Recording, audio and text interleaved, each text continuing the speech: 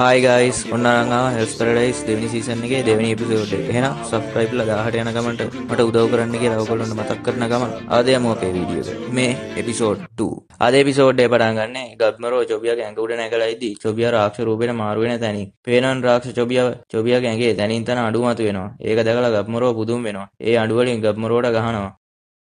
ඒ ආයෙත් සේරම අඩුවලින් ගබ්මරෝට ගහද්දී ගබ්මරෝ එයාගේ නින්ජුත්සු පාවිච්චි කරලා ඒ හරියම ගිනි තියනවා. ඒකනුත් බේරුණු චොබියා ආයෙත් ගහද්දී එතනදිත් ගබ්මරෝ එයාගේ නින්ජුත්සු ක්‍රමයක් පාවිච්චි කරනවා. ඒකෙන් ඒ හරියම ලොකුවටම ගිනි ගන්නවා. පූජි අහනවා මොකද්ද මේ කියලා. ආයෙමත් ගින්දර මැද්දෙන් එයාලගේ පැත්තට පැනපු ගබ්මරෝගෙන් අහනවා ගබ්මරෝ කියලා කෑ ගහලා. තෝමා සහෝදරයා කියලා කෑ ගහනවා. ගබ්මරෝ මේ පැත්තෙන් සටන් කරලා මහන්සියට හතියරනවා. අනිත් පැත්තේ ඉන්න චොබියා එයාගේ මනසින් කළු පාට ලෝකයක හිර වෙනවා. චොබියා කල්පනා කරනවා කොහෙද මේ මොකද්ද මේ සුලිය හෙනටම අඳුරුයි කොහෙද අර නින්ජා කියලා. එතකොටම සුලිය ඇතුලෙන් ගබ්මරෝගේ රූපේ පේනවා. චොබියා සුලිය ඇතුලේ එයා මොනවද කරන්නේ මට මතකයි අපි සටන් කළා. මේ සුලිය මගේ තරහ වැඩි කරනවායි කියලා හිතනවා. ආයෙත් සීන් එක සටන්ට අරගෙන යනවා. එතෙන්දි චොබියා ගබ්මරෝගේ පැත්තට එනවා. මම ඔයාව මරනවායි කියන ගම. ටාමියා ඒක දැකලා අහනවා ගබ්මරෝ ගිනි පිපුරු වගේ ඇයි එයාගේ ටාවෝ පාවිච්චි කරන්නේ නැත්තේ කියලා මෙයිගෙන්. මෙයි කියනවා ගබ්මරෝට ටාවෝ පාවිච්චි කරන්න බෑ. කොහොම හරි දෙයක් අමතක වෙලා තියෙනවා. ඒ වගේම හතුරගේ ටාවෝ විශාලයි. ගබ්මරෝට මේක දිනන්න බෑයි කියලා. ගබ්මරෝටත් තේරෙනවා. එයා හිතනවා මේ තත්ත්වයට මට දිනන්න බෑ. ඒත් එයා කලින් අන්තිමට පාවිච්චි කරපු නින්ජුත්සු ක්‍රමය ආයෙත් පාවිච්චි කළොත් කියලා ආයෙමත් හිතනවා. මම මලත් මගේ තැනට තව ගමේ කෙනෙක් එයිවි. ඒත් මට හැකි තරමට බාධා අයින් කරලා දාන්න ඕනේ. මේ මිනිහා මරලා දාන එක මගේ ජීවිතේට වඩා වටිනවයි කියලා සටන් කරන්න යන්න හදද්දිම එයාව ඡායාවක් වගේ දෙකින් නවත්තනවා. ඔයාලම කියන්නකෝ යාළුවනේ කමෙන්ට් එකක් දාලා මුලදී හම්බෙච්ච ගබ්මරෝ මෙහෙමද හිතුවේයි කියලා.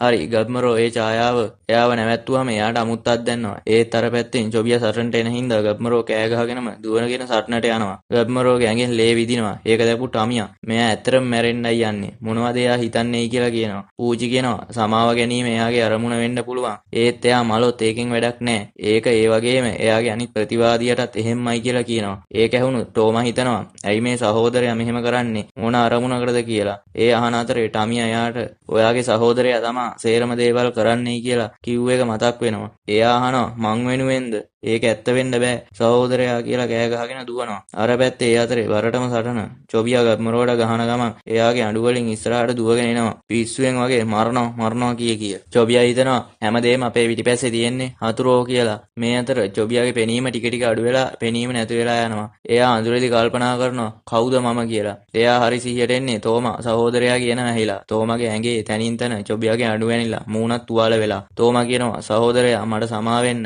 මම හිතුවේ අපි එකතු වෙලා සටන් කළා කියලා. ඒත් ඔයා හැමතිස්සෙම සටන් කරලා තියෙන්නේ මම දුර්වල හින්දා. මම මේක මෙහෙම ඉවර වෙනවට කැමති නෑ. ඔයාට මාව විශ්වාස නැති නිසා ඔයාම මෙහෙම උනේ නැගිටින්න සහෝදරයා. මම ඔයාගේ කොටසක්. ඒත් ඔයා තමා මගේ හැමදේම කියලා අඬ කියනවා. මෙච්චර මෙතන අයියයි මල්ලි හැංගීම්බර වෙලා ඉදී ගබ්මරෝ මේක තමා අවස්ථාව. මම මේ දෙන්නවම එකපාර පුච්චලා දාන්නම් කියලා එයාගේ නින්ජුත්සු පාවිච්චි කරන්න යනවා. මේකත් අනේ මන්ද හැංගීම්බර වෙලාවත් ඉන්න දෙන්නේ නැහැ කාටවත්. ඒක දැකපු මෙයි ගබ්මරෝ නෑ කියලා දුවන ගමන් ඒ පැත්තට එනවා. ටමියා අයින් වෙන්න මික්ස් කියලා කෑ ගහනවා. මෙයි කියනවා තවත් බලේ පාවිච්චි කරන්න බෑ. එහෙම වුණොත් එයා මැරෙයි කියලා. ගබ්මරෝ ගින්දර ඇදලා ගන්නවා එයාගේ කටින්. නින්ජුත්සු පවර් එක පාවිච්චි කරන්න. මෙයි ඒක නවත්තන්න එයාගේ පවර් එක පාවිච්චි කරනවා. ඒකෙන් සම්පූර්ණම චොබියා ඉන්න හරිය සේරම පොළොව විනාශ වෙලා යනවා. ඒක දැකපු ටමියා පූජි තමා මේ ගබ්මරෝ කල්පනා කරනවා මේ මොකද්ද මේ වෙන්නේ අර කෙල්ල දෙක කරන්නයි කියලා. ඒත් ගබ්මරෝ වැඩේ අතාරින්නේ නින්ජුත්සු පාවිච්චි කරන්න බැරි වෙච්ච හින්දා ළඟ තිබිච්ච පාස් කැටයක් වැටෙද්දී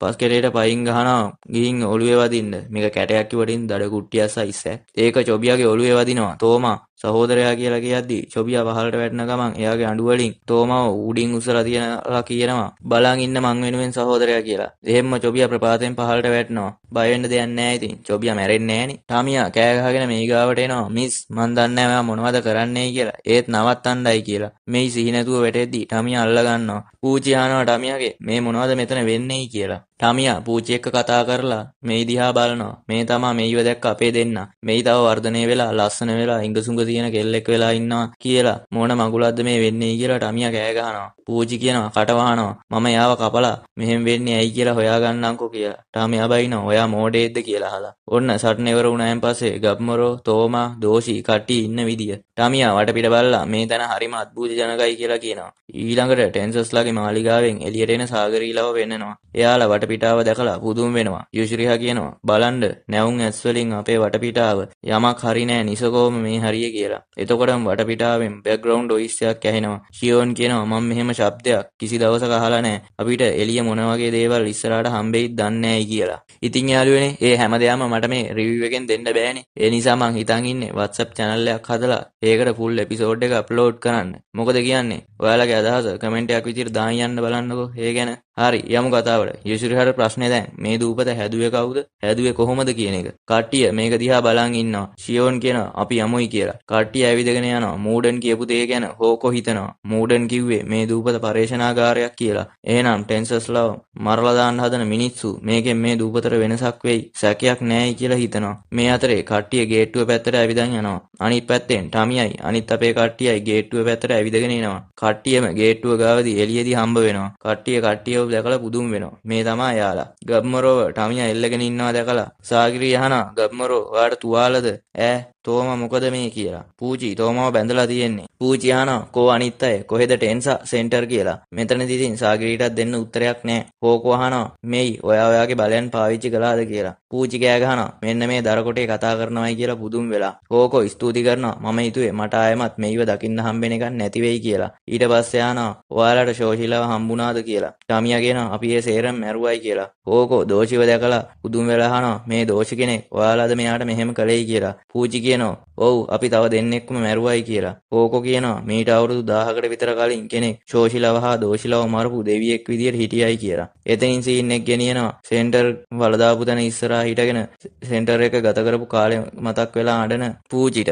ඊට පස්සේ අපේ කට්ටිය ආයෙත් ගේට්ටුවෙන් එළියේ එකතු වෙලා ඉන්න සීන් එකට මාරු වෙනවා. ෂියෝන් කියනවා ටික දවසකට අපෙන් භාගයක්ම නැති වෙලා ටික දෙනයි දැන් ඉතුරු වෙලා ඉන්නේයි කියලා. මේ ආසේ ටමියා යුෂ්රිහා දිහා බලලා කියනවා හොඳ කඳක් තියෙන කාන්තාව නම් තාම පණ පිටින් කියලා. ෂියෝන් කියනවා අපි ඉක්මනට මේ හරියෙන් අයින් වෙන්න ඕනේ ඒත් කියලා. සාගිරී කියනවා ගබ්මරෝට ඇවිදින්න පුළුවන් කමක් නැහැ. මෙයිටත් එහෙමයි කියලා. ෂියෝන් කියනවා විශ්වාස කරන්නත් බෑ දවස් 3කට මෙච්චර අහිමි වීම කියලා. ඊට පස්සේ ටමියා තෝමව මරන්න යනවා. මේකට සාගිරී විරුද්ධ වෙනවා. ඊට පස්සේ කවුරුත් මැරෙන්නේ නැහැයි කියලා සාගිරී ටමියත් එක්ක සටන් කරන්න යනවා. ඒකට බාධා කරලා යුෂ්රියා කියනවා සමා වෙන්න බාධා කළාට ඒත් අපිට ගබ්මරෝ නොසලකා දාන්න බෑ. එයා මැරෙන්න ඕන්න මෙන්න ඉන්නේයි කියලා. සාගිරී යවුනේ අපි එයාට ඉක්මනටම ප්‍රතිකාර කරන්න ඕනේ. එයාට හොඳටම තුවාලයි 100ක් නැති වෙලා කියලා කියනවා. ටමියා කියනවා ඒ තුවාල හින්දා නෙමෙයි මම එයාට ගැහුවා එයා සටන නවත්තන්න නැති නිසායි කියලා. ෂියෝන් කියනවා එයා හොඳටම නරක තත්වයක ඉන්නේ. ඕනෙම වෙලාවක මැරෙන්න පුළුවන්. එයා ඕනවට වඩා ටාවෝ පාවිච්චි කරලායි කියලා. පූචි කියනවා මම මට පුළුවන් හැමදේම කළා. ඒත් වැඩක් නැහැ. මේක භෞතික තුවාල විතරක් නෙමෙයි. ආභ්‍යන්තරයේ මනසත් තුවාල වෙලා තියෙන්නේ කියලා. සාගිරී ගබ්මරෝ ගාවට යද්දී ගබ්මරෝට සිහිය ඇවිත් අමාරුවෙන් නැගිටිනවා. ටමියා කියනවා නැගිටින්න එපා. ඉඳගෙන ඉන්න. ඒක ඔයාට හොඳයි කියලා. ගබ්මරෝ මෙයාලා දිහා බලලා කල්පනා කළාට ගබ්මරෝට මේගොල්ලන්ව මතක නැහැ. ගබ්මරෝ කියනවා හරි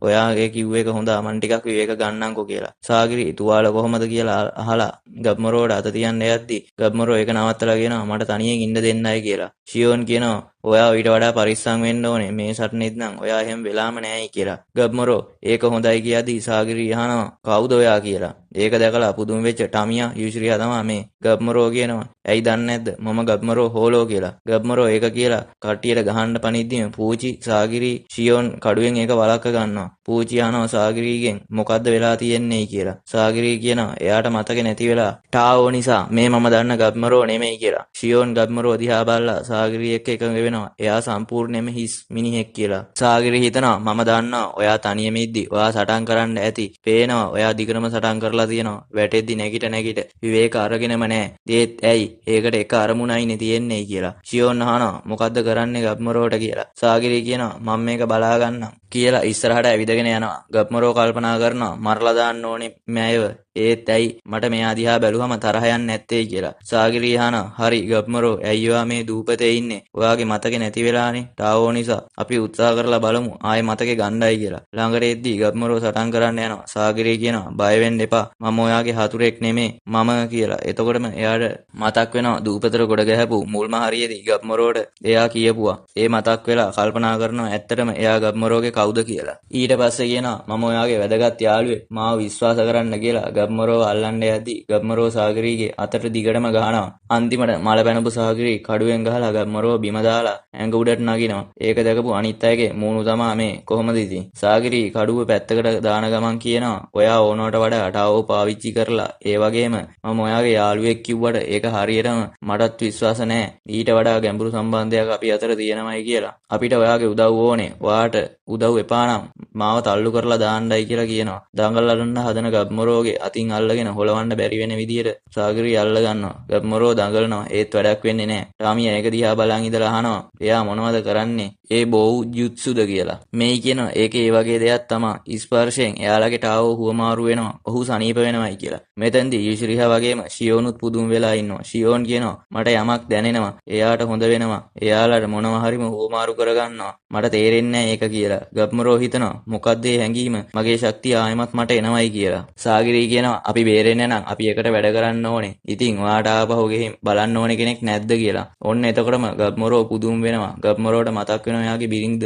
ඒ එක්කම සීන් එක පහළට පෙරලීගෙන යන චොබියට මාරු වෙනවා. එයා පහළට වැටලා ඉන්න ගමන් කල්පනා කරනවා මගේ පාලනේ මටම නැති වුණා. මේක අද්භූතයි වගේම භයානක බලයක් කියලා hina වෙලා ඉඳගන්න ගමන් හිතනවා. හැබැයි මේකෙන් මාව කාටවත් නවත්තන්න බෑයි කියලා. නැගිට චොබියා පැත්තක ශෝෂිලා ගොන්නක් ඉන්නවා දකිනවා. ඒ කට්ටිය මෙයාගේ පැත්තට එනවා දැකලා චොබියා කියනවා ඔයාලා හොඳයි මට මගේ පුහුණු වීම වලට මගේ මස් රසයත් හොඳටම වැඩි වෙයි මේකෙන් කියලා. ආයෙත් ගබ්මරෝලා කට්ටිය කලින් හිටිය ගුහාවටම ඇවිල්ලා ඉන්නවා පෙන්නනවා. එතෙන්දී යුෂිරිහා කියනවා අපිට රාක්ෂයන්ගෙන් හැංගිලා හිටිය හැකි මේකෙදි කියලා. ටාමියා මමයි හොයාගත්තේ කියලාදී ෂියෝන් කියනවා ඒත් ආරක්ෂාව අඩු කරන්න එපා. ටෙන්සස්ලාට මේ දූපතේ හැම දෙයක්ම පේනවා දැනෙනවයි කියලා. ටාමියා කියනවා ඔයා හරිම බයගුල්ලෙක්නේ. ඔයාලා වර ටෙන්සස්ලා එච්චරට බය කළාද කියලා. යුෂිරිහා ටාමියාට කියනවා ඔයාට එයාලව කපලා දැම්ම හැකි. ඒත් උන් මැරෙන්නේ නැහැ. එක ටෙන්සස් කෙනෙක් මරන්න අපි 5 දෙනෙක් ඕනේ වුණා. ඒකත් එයාලගෙම තැනදී එහෙම කරපු හින්දා අනිත් අය සතුටු වෙන එකක් නෑයි කියලා. ඒ අතරේ මූඩන් මැරිච්ච තැනට රියන් ඇවිල්ලා බලන් ඉඳලා ගේට්ටුවෙන් එළියට යනවා අපිට පෙන්නනවා. ෂියෝන් අහනවා ගබ්මරෝගෙන් ඔයාලත් එයාලව මුණ ගැහුණා නේද කියලා. ගබ්මරෝ කියනවා ඔව් ගේට්ටුව ළඟදී කියලා. සාගිරි සතුටෙන් කියනවා ඔයාගේ මතකය ආයෙත් ඇවිල්ලායි කියලා. ගබ්මරෝ කියනවා ටික ටික සමා වෙන්න කලින් මගෙන් කරදරයක් වුණා නම් මම ටාවෝ ගොඩක් පාවිච්චි කරා. ටාවෝ ගොඩක් බලවත් දෙයක්. ඒවා පාලනය කරන ටෙන්සස්ලා ඊටත් වඩා භයානකයි කියලා. යුෂිරි අහනවා ඇයි අපි මේ එහෙනම් තවත් මේ දූපතට වෙලා ඉන්නේ? අපි ගිහිල්ලා ෂෝගන්ට මේ ගැන කියමුයි කියලා. ගබ්මරෝ කියනවා එහෙම වුණොත් මගේ බිරිඳ බලන්න බෑ. මට ආරක්ෂාව වගේම නිදහස සහතික වෙන්න නම් වේඩන් එක ගන්නම ඕනේ කියලා. මෙතනදී යුෂිරියාට ප්‍රශ්න අහනවා ගබ්මරෝගෙන්. ඒ කිව්වේ යුෂිරියා කියන්නේ ගබ්මරෝගේ බිරිඳත් මිරිඟුවක් වෙන්න ඇති කියලා. ඒත් අපිට ඒක පෙන්වන්නේ නැහැ. එහෙම්ම සීන් එක ආයෙ පෙන්වන්නේ පුදුම වෙච්ච ගබ්මරෝව. ගබ්මරෝ එහෙම නැහැ කියද්දි යුෂිරියා ගබ්මරෝගේ නායකයා ගැන මතක් කරලා අහනවා ඔයාට ඒක ඔප්පු කරන්න පුළුවන්ද කියලා. ගබ්මරෝ කියනවා හොඳයි. ඒක ඔප්පු කරන එක නම් ටිකක් අමාරුයි. මට මතකයි කියලා එයාගේ හැඩරුව විස්තර කරන්න පටන් ගන්නවා බිරිඳගේ. මගේ බිරිඳගේ නම තමා කියලා මෙතනදී තමා ගබ්මරෝ එයාගේ බිරිඳගේ නම කියන්නේ. ඒ නම තමයි යුයි. එයා මිරිඟුවක් නෙමෙයි. මට මේ දූපතෙන් එළියට යන්න පුළුවන් වෙනච්ච ගම මං යනවා මගේ බිරිඳ බලන්නයි කියලා කියනවා. එයාව මට දැනෙනවයි කියලාත් කියනවා. ටාමියා මේ කතාව අහන් ඉඳලා කියනවා ඔයා හොඳ මිනිහෙක්. මම කැමතියි ඒවට. ඒ නිසා මගේ අරමුණට යන ගමන් මං ඔයාට උදව් කරන්නම් කියලා. ෂියෝන් පුදුම වෙනවා. උදව් කරනවා ඒක හොඳ දෙයක් කියලා කියනවා එයා. ඊශ්වරයා කියනවා ඔයා ශිනෝබි කෙනෙක්. අපිට දුර්වලතා තියෙන්න බෑ කියලා. ෂියෝන් කියනවා ඒක අපිට දුර්වලතාවයක් වගේ පෙවුනට එයාට ශක්තියක් වෙන්න ඇති. ඒ කතාව එයා කියන වෙලාවේ එයාගේ ටාවෝ ගොඩක් වැඩි වුණා ශක්තිමත්. ඒ ටාවෝ බලේ මේ වගේ සාමාන්‍ය ශරීරයකට දරන්න බැරි තරම් විශාලයි. අහිමි වෙන්න දෙයක් තියන අය කොහොමත් ශක්තිමත් කියලා කියනවා. ඊළඟට චොබියා ෂෝෂිලා සේරම් මරලා දාලා ඉන්නවා අපිට පෙනෙනවා. එතනට එනවා රියන්. රියන් අහනවා ඔයත් මූඩන්න මරපු අයගෙන් කෙනෙක්ද? පුදුම සාගතයි කියලා. මෙහෙම රියන්ව චොබියට මුණ ගැහිච්ච තැනින් මේ එපිසෝඩ් එකත් ඉවරයි. ඒ වගේම යාළුවනේ මම මේ වීඩියෝ ගැන ඔයාලගේ අදහස ඒකේ වීඩියෝ දිග වැඩිද මේ කරන විදිය හොඳද කියලා කමෙන්ට් එකක් දාගෙන යන්න. ඒ කමෙන්ට් එක මට ගොඩාක් වටිනවා. ඒ වගේම ඇනිමේ යුනිට් එකේ සබ්ස්ක්‍රයිබ් දාට යන ගමනට පොඩි උදව්වක් කරන්න කියලා මතක් කරන ගමන් ඊළඟ එපිසෝඩ් එකෙන් ඉක්මනටම හම්බෙමු. ජය වේවා.